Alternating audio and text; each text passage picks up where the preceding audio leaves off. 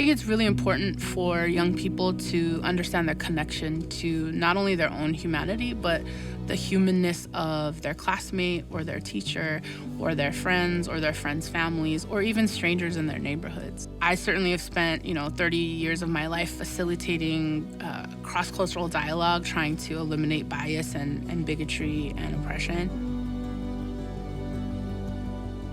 But I've also noticed that that work is enhanced when we can engage folks at an artistic level. So rather than just have a conversation, it's, well, what if we have a conversation while we are making something together?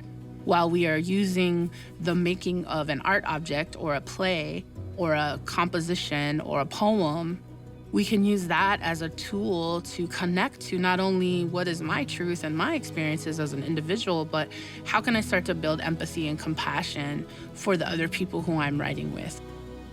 One of the original arts education programs of Self-Help Graphics is called the Barrio Mobile Arts Studio.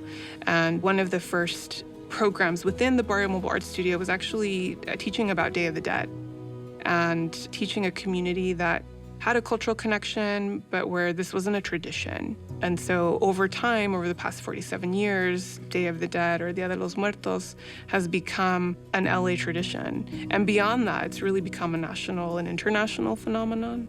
And so you see this thing that has grown out of, really out of the community, and over time become much more popular and mainstream. And you're now seeing it in school spaces. They have their own altars, or they have their own sort of version of a celebration. And for us, that's a really interesting example of, I think, something that's very culturally affirming, that's very healing, and that has a home in the community space, but that has now found its own space within schools and within classroom settings. I think that every